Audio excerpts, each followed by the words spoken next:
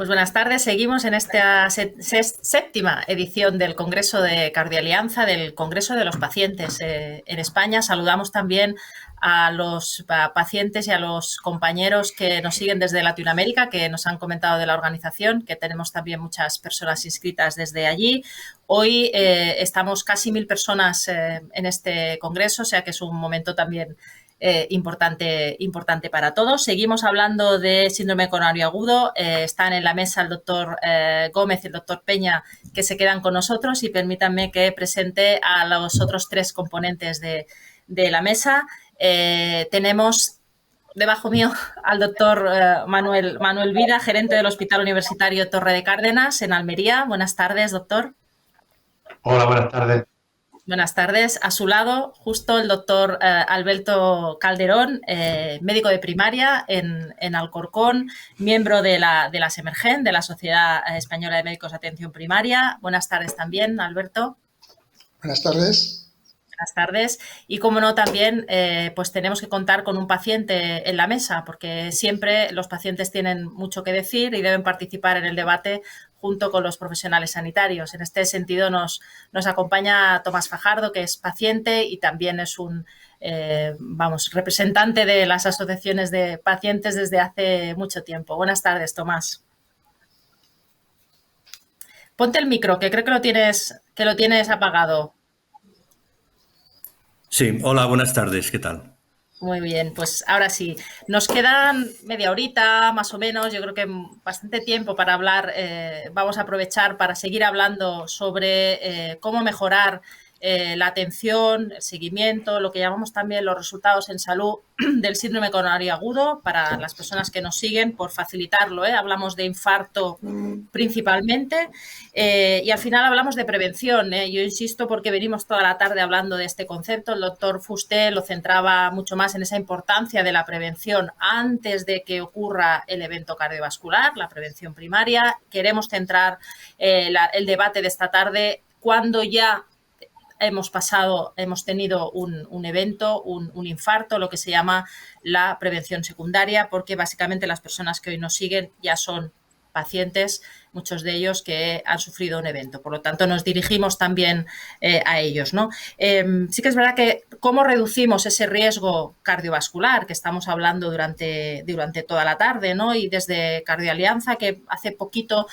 pues han publicado un informe justamente para hablar de estos temas, ¿no? Ese informe recogía que la reducción del riesgo cardiovascular pasaba más o menos por una fórmula o un binomio de dos cosas: mejorar el proceso asistencial y el mejor control de los factores de riesgo, ¿no? Estas dos cosas vamos a intentar discutirlas ahora y vamos a empezar hablando de cómo poder mejorar los factores de riesgo, ¿no? Y los compañeros de antes de las intervenciones ya lo apuntaban, ¿no? En especial se ha hablado de forma importante de la enfermedad arteriosclerótica, de cómo el colesterol, por supuesto, es uno de los factores más importantes para ese riesgo, ¿no? Pues hablamos de prevención. Yo quiero abrir con una pregunta y a partir de aquí empezamos el debate. Respecto a estos factores de riesgo, los que podemos considerar importantes, ya dirán ustedes cuáles: colesterol, diabetes, hipertensión. ¿Cómo podemos mejorar ese control? ¿Qué responsabilidad tienen cada uno de ustedes, ¿no? Desde primaria, desde el hospital, como paciente, como gestores? Un poco lanzo la pregunta. No sé quién quiere empezar. Pues yo mismo, pues venga, por alusiones, como en un juicio. A ver, obviamente, la prevención de primaria de la enfermedad aterosclerótica, obviamente, está en primaria. Eso es de sentido común. No digo exclusivamente en primaria, pero sí, lógicamente, en el primer nivel asistencial. ¿Por qué? Pues por muchas razones, pero primero porque es en lo que consiste una parte capital de la atención primaria. Segundo, porque el paciente está en atención primaria y el paciente que no ha padecido todavía una enfermedad aterosclerótica o que no ha desarrollado una enfermedad aterosclerótica, normalmente no va a pasar por otros niveles asistenciales, aunque puede hacerlo por otros motivos, pero no por el de la enfermedad aterosclerótica, que, como se ha insistido mucho, es una enfermedad silente hasta que se desarrolla. Por lo tanto, ahí está.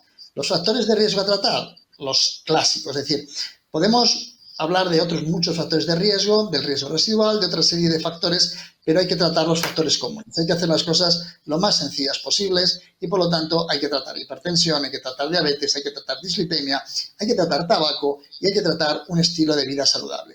Y eso forma parte del trabajo fundamentalmente del médico de primaria y de toda la estructura de atención primaria, ¿vale? Lógicamente no tenemos poco tiempo y tampoco quiero extenderme, pero sí quiero insistir en un concepto muy importante que ya se ha dicho de una u otra manera. Hay que concienciar de manera importante a todos los médicos de atención primaria y a toda la enfermedad de atención primaria que hay que tratar los factores de riesgo con 3 conceptos básicos. 1. Cuanto antes tratarlo, mejor. No podemos decir, bueno, como tiene un colesterol de 250 y tiene 40 años, vamos a dejar un poquito a ver cómo va evolucionando. Error. Por lo tanto, cuanto antes, mejor.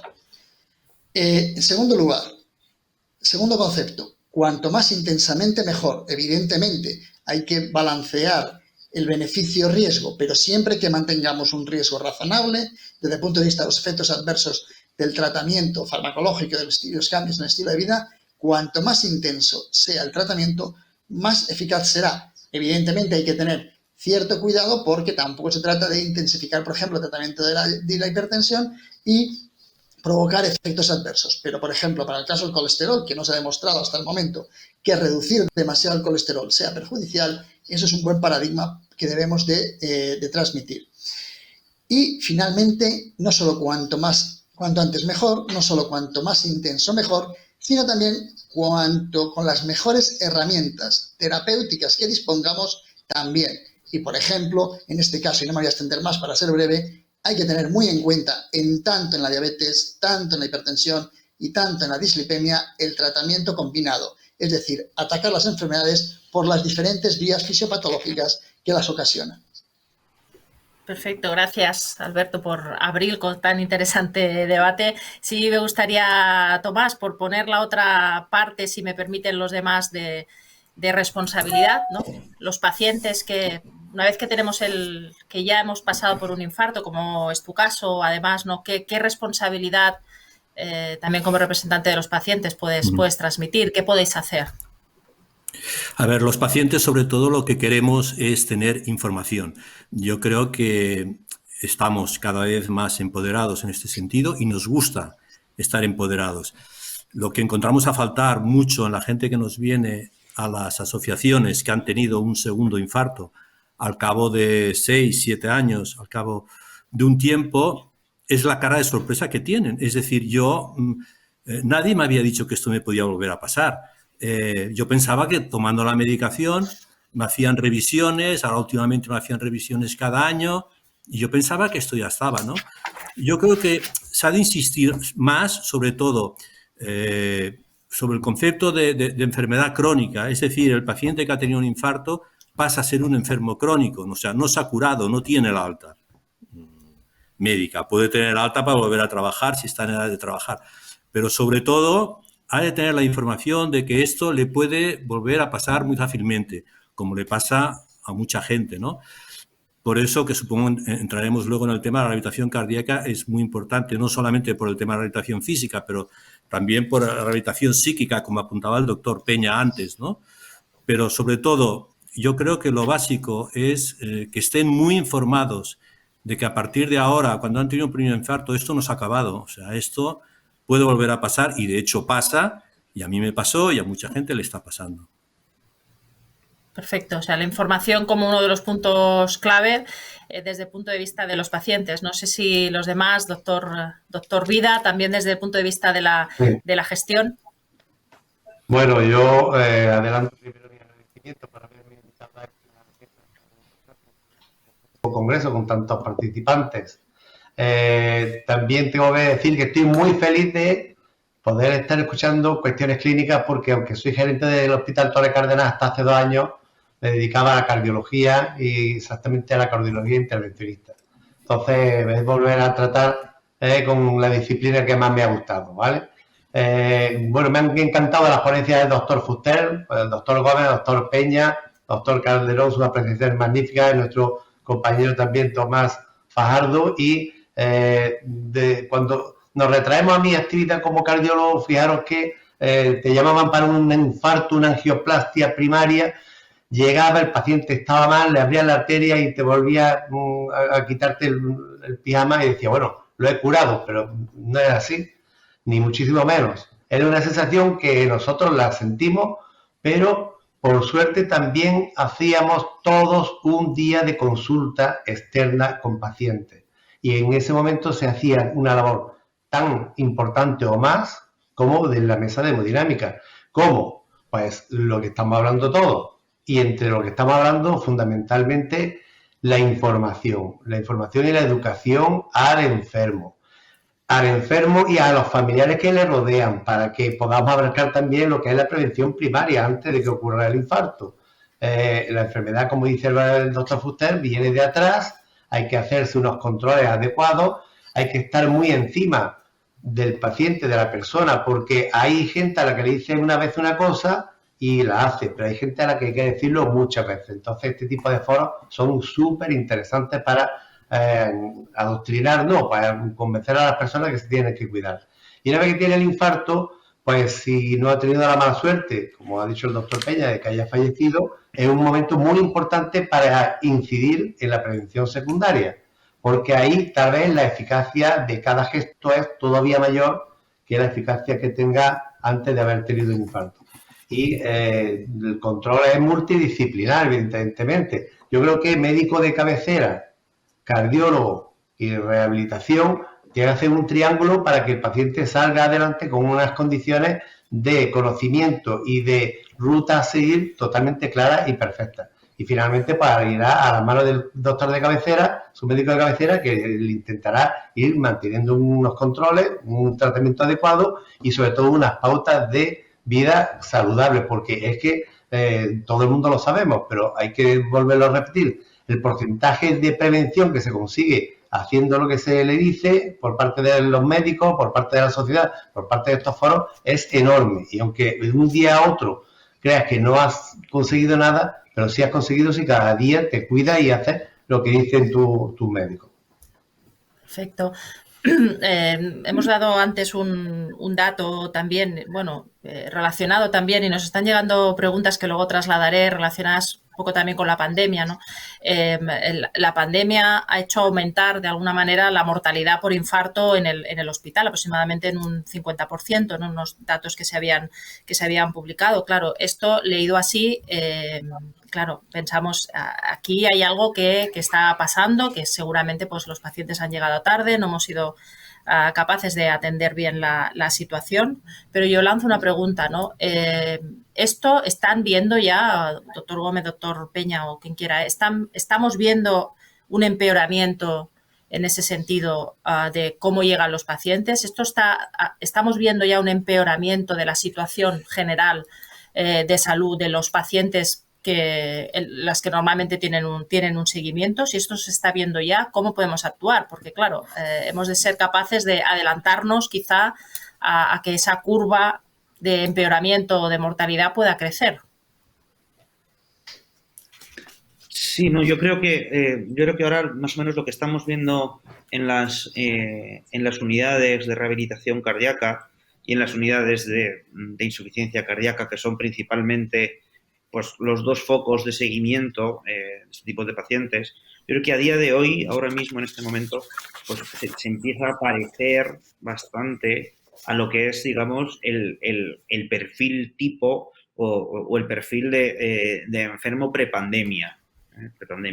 Sí que es cierto que estos meses atrás, sobre todo los meses más, digamos, más duros, con más incidencia y los meses más duros de la pandemia, sí que es cierto, sobre todo al principio, ese mes de marzo de 2020, sí que es verdad que se produjo una menor incidencia de síndromes coronarios agudos que consultaban en los centros hospitalarios y, por lo general, el que consultaba era un paciente con un síndrome coronario agudo, pues de un perfil de más riesgo, es decir, de un perfil de más gravedad. Yo creo que quizá ese escenario tan solo se planteó en los primeros meses y ahora la fotografía del paciente al que nos estamos enfrentando se está empezando a parecer de nuevo un poco a lo que estábamos habituados a ver. No sé qué opina el resto de la mesa, vaya.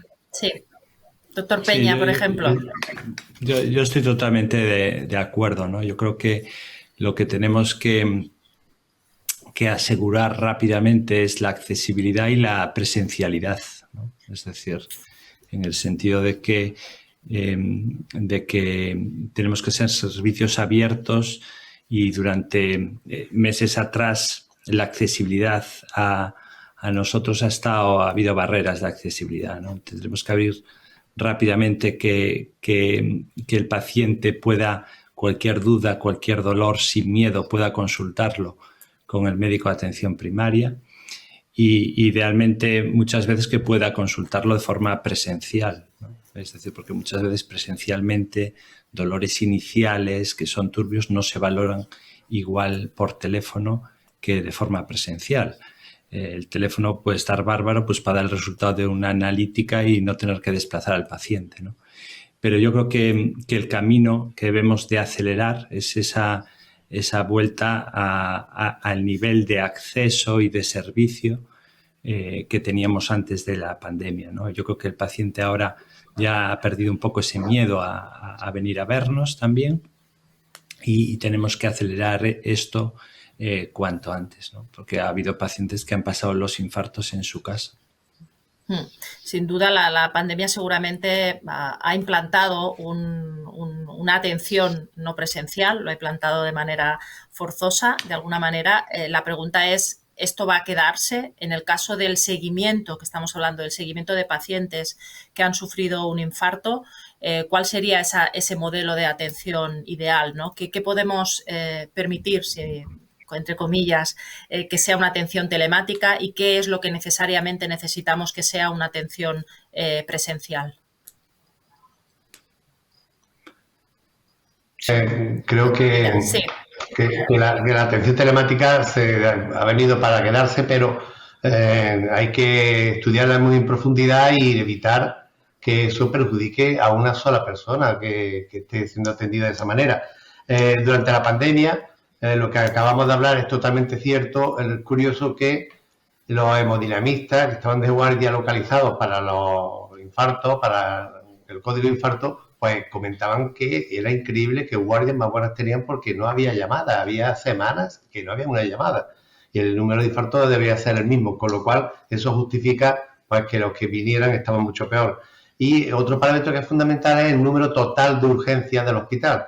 Nosotros hemos recuperado nuestro número total idéntico al que teníamos en el año 2018-2019, con lo cual parece que en cuanto al miedo de ir a urgencias se le ha pasado a la gente y estamos en esos términos que es lo ideal.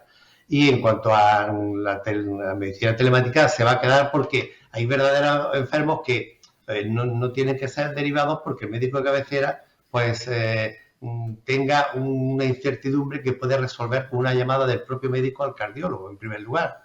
Y en segundo lugar, también se tiene que quedar porque a veces lo tiene que mandar, pero ya le dejas pedido pues un ecocardio o le has pedido una analítica o le has pedido una ergometría. Con lo cual, bien manejada, va a reducir enormemente la presión asistencial tanto del médico de cabecera como del cardiólogo, pero tiene que ser muy bien manejada. Todavía creo que hay que andar con mucho cuidado porque podemos cometer errores. Además, no sé si alguien quiere apuntar algo respecto de este mix entre lo presencial y lo virtual. Tomás, y después... Básicamente sí, lo mismo que han dicho los colegas, sí, ¿no? La medicina telemática, yo lo digo, por ejemplo, desde el punto de vista de primaria, si recordamos y nos vamos a antes de marzo del año 2020, decir que a un paciente se le podían dar unos resultados de unos análisis por teléfono, aquello era un auténtico sacrilegio. O sea, era algo impensable. Afortunadamente, en ese sentido, esta situación nueva, desafortunada en la mayoría de los aspectos, pero ha traído algún aspecto nuevo y probablemente ha acelerado las posibilidades de la consulta telemática.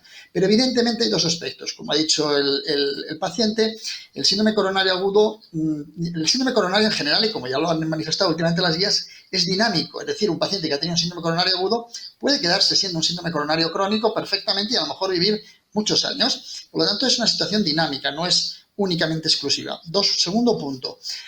Fijaros que cuando hablamos de síndrome coronario agudo hablamos mucho, pues del momento del dolor torácico, el ingreso en el hospital, y si me apuráis, del primer año.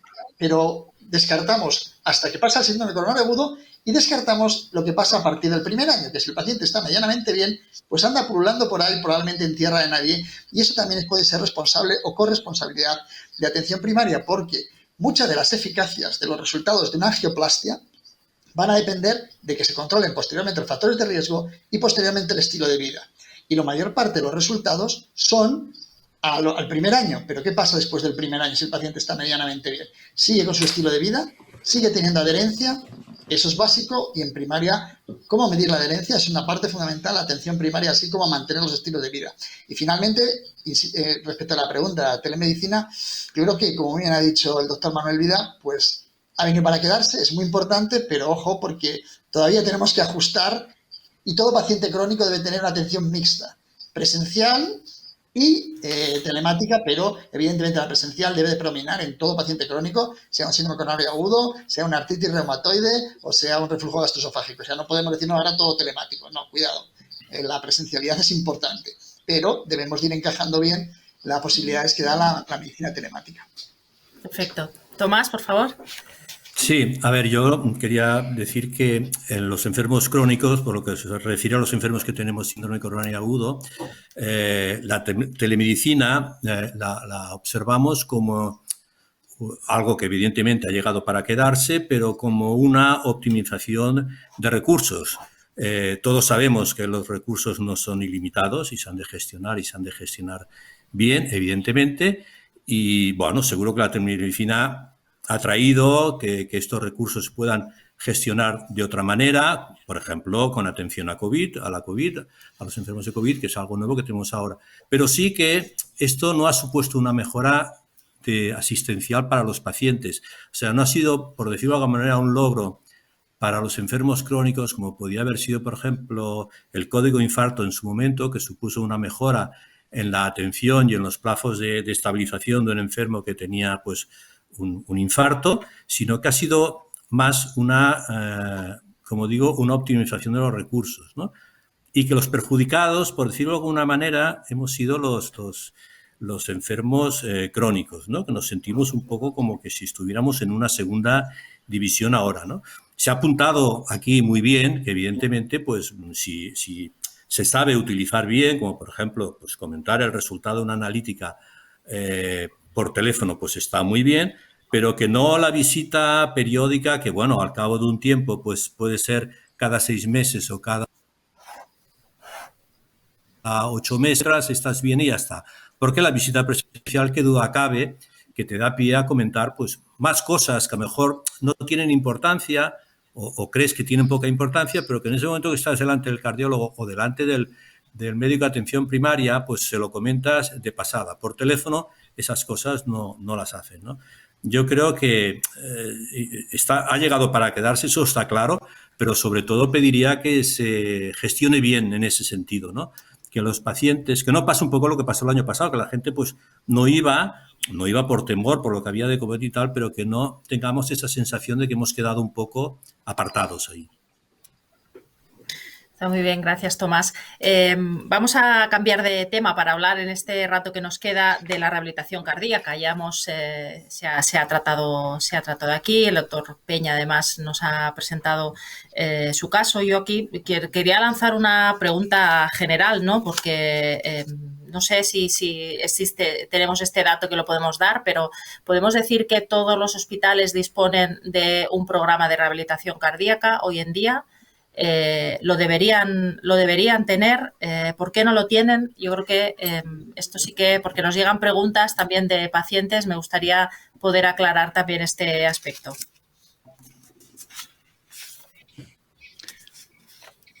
Bueno, sí, doctor Peña. Tristemente no todos los centros en este país disponen de programas de rehabilitación cardíaca, ¿no? Pero si vemos los que había hace 10 años y los que hay ahora, el incremento es notable, y se están abriendo unidades de rehabilitación cardíaca en muchos de los hospitales de este país, ¿no? Y yo creo que se abrirán en los próximos años en aquellos sitios donde no los hay, porque ya desde los profesionales y desde los propios pacientes es una exigencia, ¿no? Las guías de práctica clínica recomiendan con el mismo nivel de evidencia determinados fármacos cómo incorporar a pacientes a programas de rehabilitación cardíaca. Pero es cierto, ahora se está actualizando el registro de unidades de este país. Desconozco los resultados últimos, pero todavía estamos lejos del estándar europeo, que en Europa aproximadamente el 65% de pacientes tras síndrome coronario agudo participan en un programa de rehabilitación cardíaca. Por lo tanto, aún tenemos ámbito de mejora aquí. Está claro, ¿no? La siguiente pregunta sería, ¿toda la rehabilitación cardíaca tiene que darse en el hospital? ¿Deben intervenir aquí otros niveles asistenciales, otros compañeros? Lanzo la pregunta. ¿Y de qué dependería? Sí, bueno, nosotros... Adelante, sí, bueno, Carlos. Sí. Vale, Carlos, luego te paso a ti, Juan Carlos. Y luego me gustaría oír también a Alberto. Nosotros tenemos en red, trabajamos con un centro de atención primaria, con La Estrada, con médicos de atención primaria, que el proceso, el paciente lo vemos nosotros, le hacemos la prueba de esfuerzo, hacemos el plan, pero luego el programa lo siguen en el centro de atención primaria y en un hospital comarcal también. Y cada vez yo creo que al hospital solo deberían de venir los pacientes de riesgos altos, pacientes con insuficiencias cardíacas graves, cardiopatías isquémicas severas, ¿no? El resto de gente yo creo que se podría rehabilitar más cerca de su domicilio, sobre todo en áreas rurales, en centros de atención primaria, en programas comunitarios de atención primaria. Quizás Juan Carlos me complementa también con la telerehabilitación. Sí, yo iba sobre todo a subrayar este tema de la rehabilitación cardíaca comunitaria que justo has mencionado tú y que es efectivamente muy interesante, ¿no? Y que probablemente pues el paciente diana que se puede beneficiar de este tipo de programas pues pueda parecerse bastante al paciente con el que estamos trabajando la rehabilitación cardíaca domiciliaria, ¿no? Por lo general son enfermos un poco de un perfil de edad más joven, pacientes de bajo riesgo, es decir, casi todos una única arteria revascularizada, sin disfunción ventricular, o una prueba de esfuerzo sin arritmias, y probablemente pues, quizá ese paciente que es con el que estamos trabajando nosotros, paciente joven en edad laboral, pues con una serie de responsabilidades también familiares, personales, que te dificultan el desplazarte todos los días a un hospital terciario con lo que eso implica, ¿no? A mí me parece también la rehabilitación cardíaca comunitaria una opción súper interesante y que además creo que también puede servir pues un poco para, digamos, como nexo, como un poco canal de comunicación entre cardiología, entre atención hospitalaria y atención primaria, ¿no? Porque al final es una manera de que esa prevención secundaria pues se haga de una manera conjunta, ¿no? Y que no nos ocurra pues lo de que muchas veces unos por otros la casa sin barrer, ¿no? Es una manera pues de tener que mantener una comunicación fluida pues para que ese paciente esté bien tratado justo en ese momento que es fundamental, que es cuando acaba de tener el evento, ¿no? Que es un momento clave en el resto del seguimiento de ese paciente, ¿no? Uh-huh. Alberto, desde primaria. Sí, puedes encender. Ahora sí. Sí. Vale. Evidentemente estoy absolutamente de acuerdo con el doctor Carlos Peña y Juan Carlos Gómez. Es decir, parte de esa rehabilitación y además ese día también, y que le vendría, que sería relacionado con lo que gestiona el doctor Manuel Vila y el paciente, pues sería una mejor gestión de recursos. Es obvio que hay determinados tipos de rehabilitación de pacientes que quedan bien, sin una fracción de eyección ventricular buena, que no tienen un alto riesgo o un medio riesgo de reinfarto, que podrían hacer la rehabilitación de manera ambulatoria en los centros de atención primaria o en centros de rehabilitación comunitaria. Yo creo que eso es una cosa que se debe de ir implantando, pero al igual que en unidades hospitalarias van aún todavía despacio en cuanto a la cantidad de unidades que hay Con respecto a la cantidad de infartos, pues ya en atención primaria no digamos, pero debe ser un objetivo y un objetivo indudable, ¿no? Y eso se basa fundamentalmente en una coordinación entre niveles asistenciales. Es decir, eso además descargaría las unidades, porque si en las unidades de atención de hospital no se rehabilitan pacientes que han quedado bien, de bajo riesgo o de riesgo, eso permitiría que, por ejemplo, las unidades de rehabilitación atendieran a más pacientes con insuficiencia cardíaca en rehabilitación cardíaca. Es decir, sería distribuir mejor los recursos, que es el eterno problema siempre del sistema sanitario, sobre todo el sistema sanitario público y, bueno, de cualquier sistema sanitario. Por lo tanto, sería redistribuir los recursos. Pero quiero decir una última cosa, es que los médicos de primaria, con una mínima formación, están capacitados para desarrollar y realizar este tipo de rehabilitación. Y, para finalizar, otra cosa, la rehabilitación no acaba en los 3 meses en que se rehabilita el paciente en la unidad de rehabilitación cardíaca. No. La rehabilitación es 1 año, 2 años, 3 años, porque muy bien lo sabrá Tomás como paciente, que luego hay que seguir haciendo ejercicio, hay que seguir comiendo bien, hay que seguir manteniéndose en salud. Y eso difícilmente se implementa solo con 3 meses, que son fundamentales. Y voy a decir aquí una anécdota. Yo soy médico de primaria, pero ojo, he sido paciente de un síndrome coronario agudo, por lo tanto, hablo desde 2 perspectivas, como paciente y como médico de primaria. Por lo tanto, la rehabilitación no acaba en el 3er mes, y eso que el apoyo psicológico es muy importante. La rehabilitación es mucho más larga, 7, 8 años después, como por ejemplo es mi caso. Continúa la rehabilitación, no ha acabado ni acabará jamás. Para toda la vida. Y ahora... Para toda la vida. Y por cierto, que viene de miedo, porque se queda uno, vamos, mejor que antes. Yo animo a muchos pacientes, no todos evidentemente, pero a muchos que han tenido síndrome coronario agudo, que bueno, que si has tenido suerte, digamos, puedes estar mucho mejor 7 años después que 8 años antes. Perfecto. Doctor Vida, ¿cómo se vive este concepto de coordinar los programas de rehabilitación desde el hospital, pero con esta intervención desde la atención primaria? No sé si hay una experiencia similar en su zona.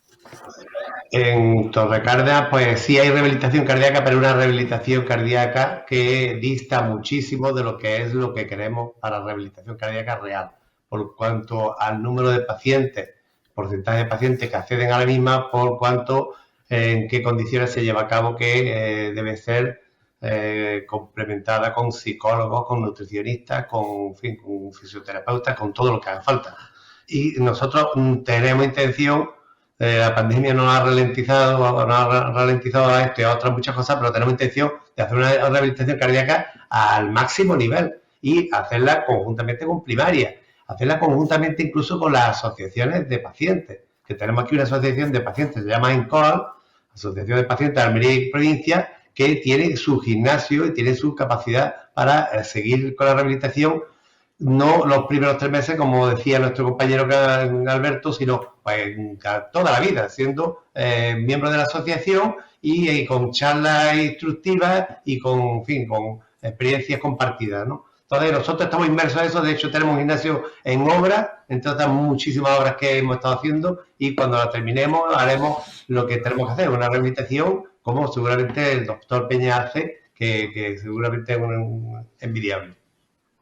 Pues justamente hablando de las asociaciones de pacientes, nos entraba otra pregunta de las personas que nos están siguiendo, muy dirigida, si me permiten, también a Tomás, ¿no? De ese papel, te preguntan, Tomás, que cuál es el papel o qué papel tienen hoy en día las asociaciones de pacientes justamente en esa fase de por vida, lo que se llama la fase 3, la fase para toda la vida de la rehabilitación, ¿no? ¿Cómo es de importante? ¿Qué se está haciendo ahora? Pues sí, hay varias asociaciones en España que están empezando a hacer ya rehabilitación cardíaca de acuerdo con rehabilitadores de hospitales, ¿no? El problema que nos encontramos un poco es lo que se comentaba de que si el cardiólogo, por lo que sea, no recomienda hacer una rehabilitación porque no la puede ofrecer el sistema público de salud, ¿no? Por ese alto porcentaje de gente que no la hace, ya parece que la rehabilitación un poco ya no existe. Es decir, para esos casos leves o menos graves de gente que ha tenido una cardiopatía isquémica y por lo que sea, pues porque al final la gente que la hace pues es la que está peor, ¿no? No hace rehabilitación cardíaca. Nos encontramos de que cuando lo proponemos desde las asociaciones, pues no parece que el tema vaya con ellos, ¿no? Lo típico de decir, pues mi médico no me ha dicho nada que haga esto, ¿no?